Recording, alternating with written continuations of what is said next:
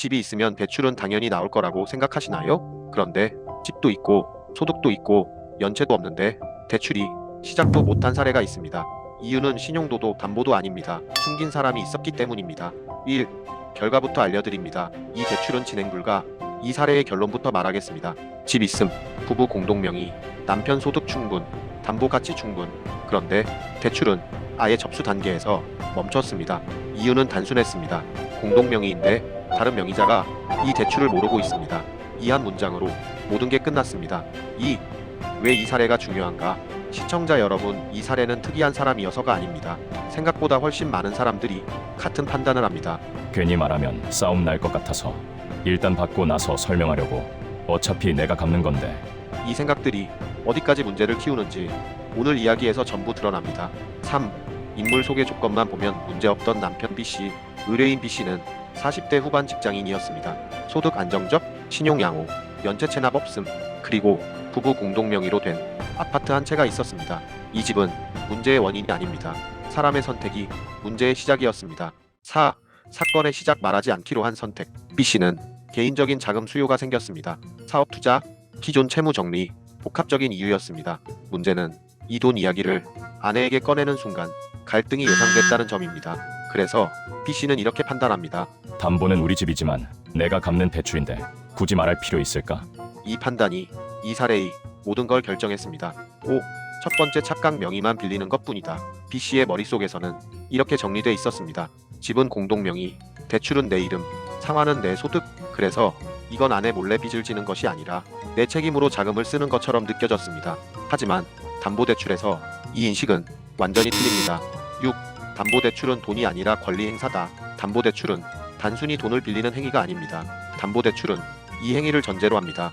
필요하다면 이 자산을 처분할 수 있다. 공동명의 주택에서 이 문장은 자동으로 깨집니다. 왜냐하면 다른 명의자의 권리를 침해할 가능성이 생기기 때문입니다. 7. 현실 충돌 상담 중 멈춘 이유. 상담 과정에서 이 질문이 나옵니다. 배우자분도 이번 대출 알고 계신가요?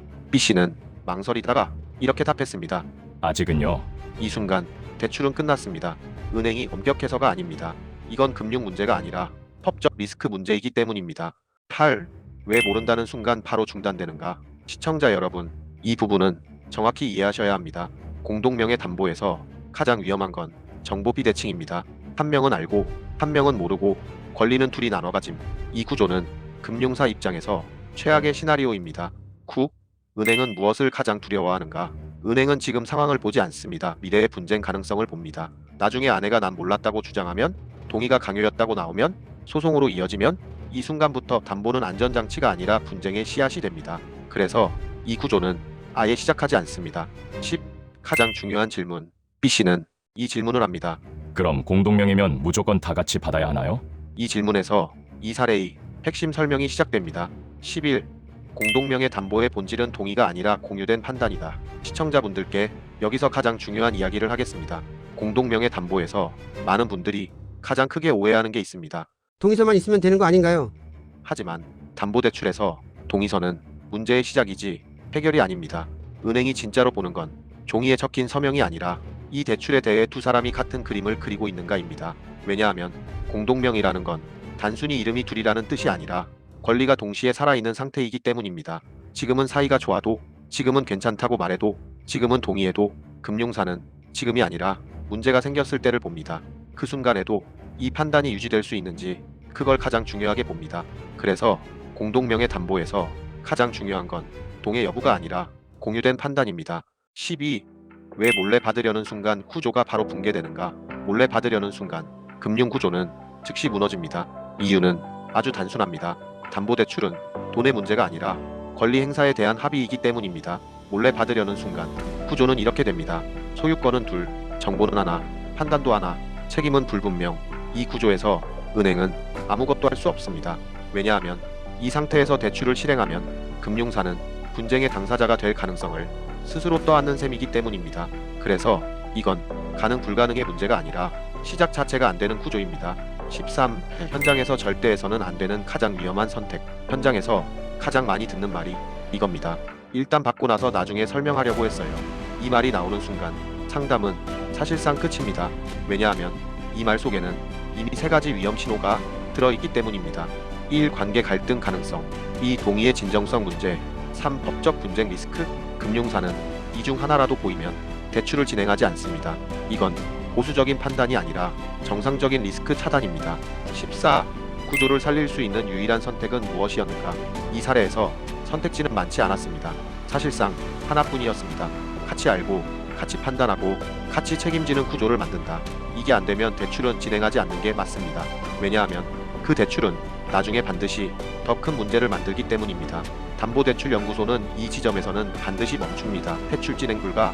관계가 정리되지 않은 대출은 돈이 나와도 결국 사고가 납니다. 15. 실제로 바뀐 건 조건이 아니라 태도였다. 이 사례에서 많은 분들이 이렇게 생각할 수 있습니다. 그럼 금리를 바꿨나요? 담보 조건을 바꿨나요? 아닙니다. 아무 조건도 바뀌지 않았습니다.